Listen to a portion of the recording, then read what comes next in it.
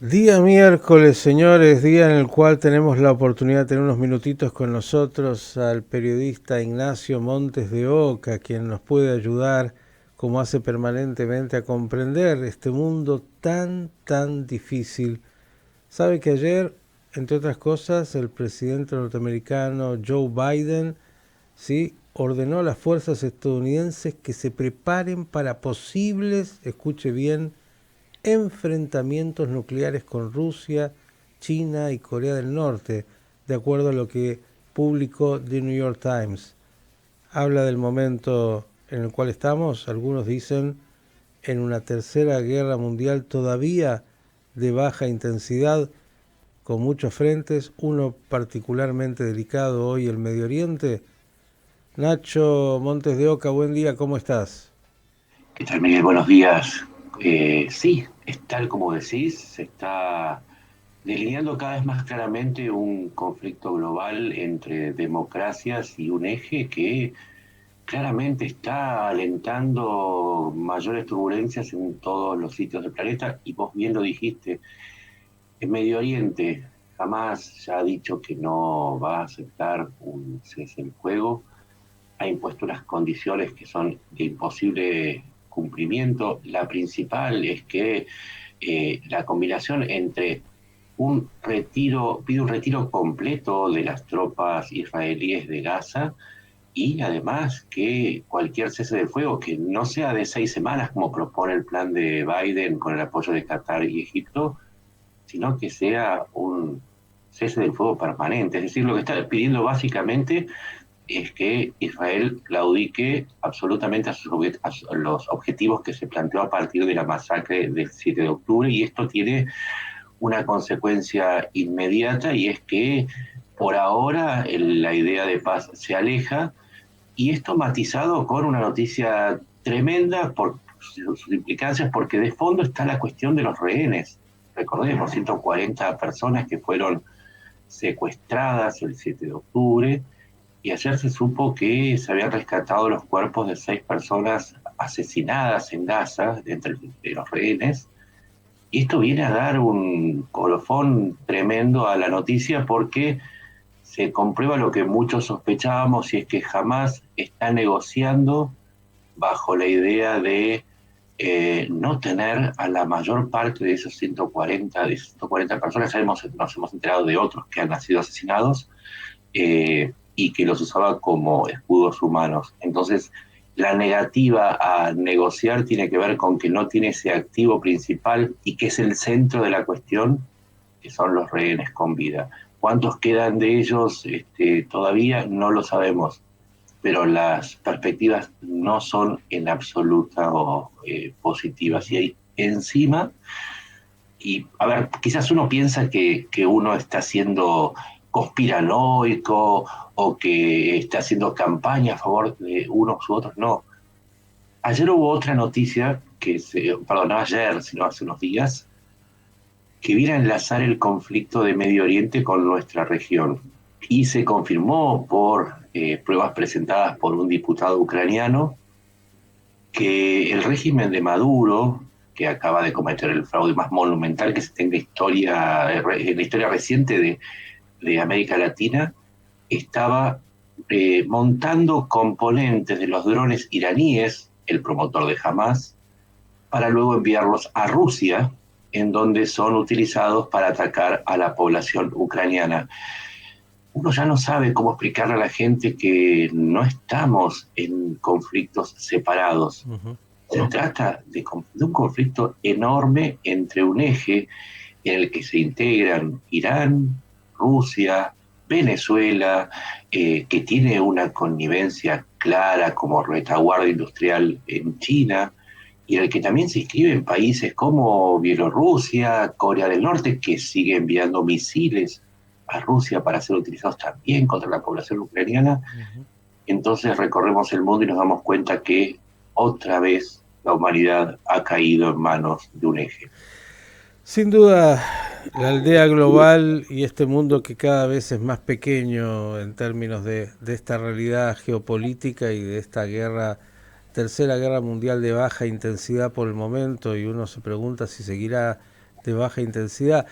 Quiero compartir también con vos, Nacho, alguna lectura de algunos, acá y viste como todos, algunos dicen, este es el momento porque no va a haber otro para que la alianza norteamericano-israelí, países árabes moderados, Arabia Saudita incluido, le den un golpe a la estructura de Irán, vayan a más, y porque no va a haber otra coyuntura posible, cuando además, como bien dijiste, el Hamas es incontrolable, no hay quien pueda doblegar al Hamas en su decisión de que peor es mejor para ellos, de acuerdo a esa lectura. Otros que dicen, no, hay que buscar un reordenamiento con equilibrio. ¿Cómo ves esto que es tan delicado? Ni le agregué el factor de Hezbollah, que sigue obviamente bombardeando permanentemente el norte de Israel, y Israel a su vez atacando en el Líbano a bastiones de Hezbollah. ¿Es este el momento de ir a fondo? Es la pregunta del millón. Algunos dicen, si no es ahora, luego será imposible. Es el momento de atacar a Irán en su estructura nuclear, o de búsqueda de posibilidad de avance nuclear. ¿Cuál es tu lectura, Nacho? Estamos en una cuenta regresiva para noviembre. Vos bien lo dijiste, mencionaste al principio a Estados Unidos. Los analistas tratamos de basarnos, como somos como los médicos, pedimos un examen de sangre, nos preguntamos sobre la moral del paciente. ¿Qué es lo que dice el análisis? En noviembre es posible que Trump acceda a la presidencia. Y analicemos por un segundo los datos fácticos más allá de lo que nos parezca Kamala Harris o Donald Trump. Trump es el líder de MAGA, Make America Great Again. MAGA durante 6 meses, o sea, medio año, bloqueó los fondos de asistencia militar de Estados Unidos hacia 3 aliados principales de la principal potencia del mundo. Vale decir Ucrania, Israel y Taiwán. Es decir, que por orden del ahora candidato presidencial, durante 6 meses quedaron desvalidos. Y esto significó 3 cosas. En primer lugar, que China ejecutó una serie de acciones contra Tailandia, contra Vietnam y contra todos los países que están en la cuenca del Mar de la China. Por otro lado, implicó un avance enorme de Putin en Ucrania, en la zona del Donbass, pero también implicó que se fortaleciera todo el eje que rodea a Irán. Y vos me preguntás si es el momento del golpe. Sí, y claramente que sí, porque es la cabeza de la hidra. La pregunta que todos nos hacemos, si el postulado de Trump, que dice que Estados Unidos no tiene que involucrarse en conflictos exteriores porque eso resulta en un déficit presupuestario y que son conflictos que tienen que resolver otros, y a los hechos me remito, en el caso de la OTAN, propone desfinanciarla salvo que los países suban a un 2% su gasto de defensa, en 2% del PIB en gasto de defensa, cosa que de los 34 o 28 ya hicieron, pero además propone un aislamiento para dedicarse a cuestiones como las fronteras o disminuir el gasto central. Lo que está proponiendo es un aislacionismo. Entonces, en esa carrera contra el tiempo, tenemos que tener en cuenta que cualquier triunfo de Trump va a implicar un retiro de las responsabilidades militares y estratégicas de Estados Unidos, incluyendo a Israel. Y voy a dar 2 datos para que se entienda un poquito mejor de qué estoy hablando. El 7 de octubre, la primera reacción que tuvo Trump fue decir que había sido una movida, y si no recuerdo mal la palabra fue fantástica, en admiración con la movida que había hecho Hamas. Y el segundo dato, Trump no tiene ninguna intención de apoyar a Occidente, y Occidente es quien apoya a Israel. Si él debilita a la coalición occidental, llámese Europa, Taiwán, Japón, Corea del Sur, todos los enemigos de Occidente, todo este eje, se va a ver fortalecido por una cuestión muy sencilla. Si sabe que Estados Unidos no va a intervenir por cuidar el dinero, me parece una idea bastante poco política, ¿qué les impide atacar a Israel, seguir atacando a Ucrania? ¿Y qué les impide hacer una aventura militar en Taiwán? Si ya saben el resultado, si ya saben que el medicamento no va a llegar en grandes dosis, ¿por qué no seguir esparciendo la enfermedad? Es una cuestión analítica, no es una cuestión de preferencias. Me da igual, realmente me da igual Kamala Harris o Trump en términos de ideológicos.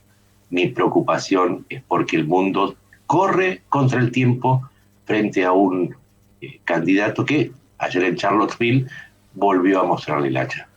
Qué interesante lo que estás diciendo, Nacho, porque en la creencia popular, lo voy a poner así, incluso para muchos analistas israelíes, bueno, Trump es una garantía de amistad, de cercanía, fue el presidente norteamericano que más hizo, dicen algunos, por Israel, y hay muchos que critican a la administración Biden Sí, y que tienen también mucho temor de lo que puede significar Kamala Harris. Ahora, estás diciendo algo que es distinto, estás diciendo, cuidado, cuidado, que Trump, con todas sus características, no es un hombre que se vaya a querer involucrar más en términos bélicos en el Medio Oriente, en Europa, en la crisis que tiene Ucrania.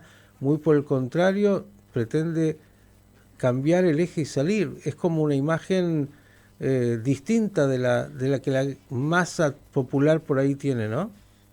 a ver, de nuevo, más allá de lo emocional, porque muchas de esas posturas son emocionales que tienen que ver con la resistencia a determinados fenómenos culturales, los fenómenos woke, Ujú, ujú. quizás el odiar a la izquierda, tiene que ver con eso, pero vamos a lo analítico. En el año 2020, a raíz de los acuerdos de Doha, Trump ordenó el retiro inmediato de las fuerzas de Estados Unidos, de Afganistán y de la mayor parte de Irak y de una parte de Siria.